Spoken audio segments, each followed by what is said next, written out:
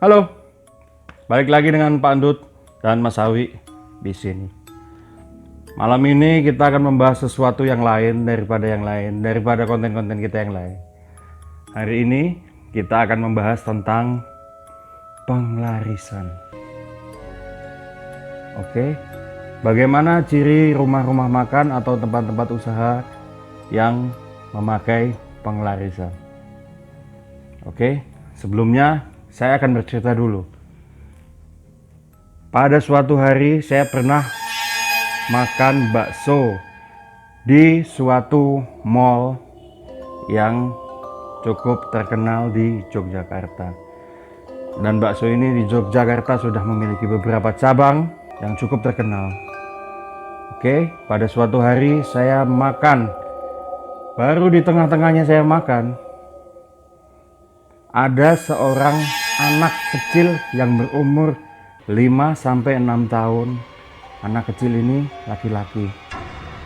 Dia sedang makan dengan ibunya dan tiba-tiba anak kecil ini menangis. Menangis senangis-nangisnya. Kebetulan si anak kecil ini dekat sekali dengan saya. Dan si ibu berusaha untuk menenangkan anak tersebut. Dan akhirnya si ibu bertanya sama anaknya, "Kenapa nak? Kamu kenapa? Kenapa nangis?" Tahu jawaban sang anak? Dia ngomong, "Ada poci di sebelah ibu." Pocinya baru ngeludah ke bakso yang ibu itu makan. Gimana itu rasanya? Sementara itu bakso posisi rame sekali. Dan saya baru di tengah-tengahnya makan. Tuh, ada lagi satu. Saya akan bukan ini dengan cerita ya. Ada lagi satu, ada suatu tempat warung soto yang di Jogja ini cukup terkenal. Lagi-lagi anak kecil beserta keluarganya. Tapi untuk kali ini anak kecil itu adalah perempuan. Dan saya juga ada di tempat itu. Si anak ini begitu duduk, dia sudah raut mukanya ini udah nggak enak. Raut mukanya itu dia menatap ke sudut di mana untuk merebus kuah soto beserta daging. Dari duduk itu si anak ini sudah dengan mimik yang dia menatap ke situ terus dan takut. Si anak ini benar-benar kelihatan takut. Tapi tidak nangis, ya. Kemudian si bapak makan, si ibu makan beserta mungkin kakaknya ya. Kakaknya pun makan, tapi si anak ini menolak untuk memakan satu sendok pun dia tidak mau. Dan akhirnya si anak ini menangis. Akhirnya si bapak menanyakan kepada anak ini, "Kenapa kok kamu menangis?" Jawabnya adalah, ada sesosok makhluk hitam dan besar yang mengaduk kuah itu pakai tangannya yang berbulu dan ada cakar-cakarnya ini. Dia mengaduk di tempat panci itu.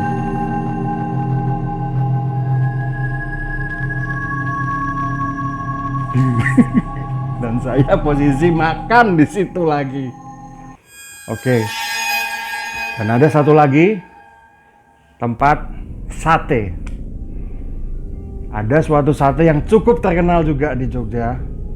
Dan ini saya dapat info dari teman saya yang dia memang memiliki kelebihan. Dia ngomong begini, "Coba kamu makan di sate itu. Coba kamu makan di sate itu dan coba lihat di bawah tempat bakarannya itu. Dan di dalam ember itu ada botol hijau yang ditutup dan itu selalu ada di situ." Oke, saya ke sana makan. Waktu itu saya sama ibu saya dan saya melihat ke ember yang dimaksud dengan teman saya itu. Ternyata memang ada Ember itu untuk apa? Mungkin untuk mencuci tangan. Tapi botolnya untuk apa? Oke. Dan ada satu lagi. Ini saya juga diinformasikan dari teman saya. Kalau ini memang benar-benar diinformasikan dan saya belum pernah ke sana. Ada satu tempat bakmi Jawa yang kondang. Ini Mas Awi gini-gini tahu dia. Ada tempat bakmi Jawa yang kondang itu setiap ada orang yang jalan di depannya membawa belara. Belara itu daun kelapa. Daun kelapa itu lewat di depan warungnya. Pasti pemilik warung itu ngamuk. Itu. Kenapa dia ngamuk? Saya tidak tahu. Oke. Setelah cerita-cerita tersebut, kita langsung masuk aja ke tanda-tanda bahwa rumah makan itu atau suatu usaha itu memakai penglaris. Nomor 1, kalau makanan ini dimakan di situ enak, tapi begitu dibawa pulang itu tidak enak sama sekali. Udah pernah begitu? Oke, coba. Jadi makanan itu kalau dimakan di situ, enak sekali. Mungkin karena orang yang memakai penglaris itu mungkin ada jin atau sesuatu yang ditugaskan untuk mungkin meludahi makanan-makanan itu, atau dengan cara-cara yang ya pokoknya di situ. Begitu itu keluar, begitu kita pulang, nah itu makhluk-makhluk yang ditugaskan ini dia tidak ikut pulang. Kecuali kalau di situ enak, dibawa pulang itu masih enak. Berarti dia memang masakannya enak. Tapi mungkin setannya bisa juga ikut ke rumah. Yang kedua adalah apabila kita berdoa, rasa makanan itu berubah 180 derajat. Jadi begini, kalau misalnya kita pas ke situ, kita ke situ pas lapar-laparnya, kita langsung aja makan, hap. Kita lupa berdoa, enak. Tapi lain waktu kita ke situ lagi dan kita berdoa, terus kita kok rasanya beda ya kayak yang kemarin sebelum kok rasanya beda ya waktu yang kemarin makan di sini. Mungkin efek doa itu mementahkan semua mantra-mantra dan jin-jin atau setan-setan yang ditugaskan untuk meludahi atau membuat masakan itu menjadi enak. Yang ketiga, biasanya warung atau restoran itu mempunyai ruangan khusus yang kosong atau tidak ada yang satu orang pun atau bahkan pegawainya tidak boleh memasuki ruangan itu. Mungkin di tempat itu si pemiliknya atau pemilik dari warung itu mempunyai ritual-ritual tertentu yang tidak boleh satu orang pun tahu dan melihat. Yang keempat, biasanya ada pajangan-pajangan yang tidak lazim di tembok-tembok itu. Biasanya itu ada sesuatu yang itu sebenarnya bukan hiasan dinding juga bukan gambar juga. Ya, kadang ada sesuatu. Biasanya itu ditaruh di atas pintu keluar ataupun pintu masuk. Nah, itu salah satu ciri bahwa warung itu memakai penglaris, walaupun dengan dalih itu untuk mager, untuk menjaga supaya tidak diganggu oleh hal-hal yang tidak baik. Oke, sekarang kita memasuki pemikiran kita secara logis dan menggunakan logika di luar dari mistis ini.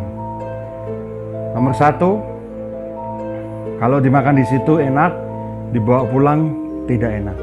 Untuk beberapa masakan memang ada yang kalau dimakan di situ lebih enak. Contohnya bakso atau mie ayam atau soto.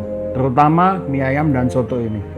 Karena kenapa? Mie-nya masih bagus, tidak terlalu ngembang, dan kalau dibawa pulang itu mie itu pasti lembek. Dan soto itu juga begitu. Kalau dibawa pulang si nasi ini jadi lembek dan lebih berkembang. Nasinya ngembang, jadi dia kurang enak. Ini kita pemikiran secara logika. Untuk tentang ruangan yang mempunyai ruangan khusus, mungkin ruangan itu adalah tempat beristirahat yang punya, ya kan? Yang punya ke situ datang dan butuh ruang dan privasi khusus untuk mungkin keluarganya untuk beristirahat. Itu pemikiran logis dan logika kita. Tentang pajangan-pajangan itu, mungkin itu memang benda-benda itu ya memang biasa. Mereka itu biasa memasang itu dengan maksud misalnya ada padinya, ada pernah ya lihat itu di atas ada padi itu, ya mungkin itu untuk menangkal hal-hal yang tidak baik. Tapi ini hanya pemikiran kami saja tanpa ada menuduh atau menghakimi warung manapun. Dan ini beberapa pengalaman saya sendiri. Oke, bagaimana menurut Anda? Saya kembalikan lagi kepada Anda. Tetap sehat, tetap semangat, tetap nyamleng sedut seneng. Bye.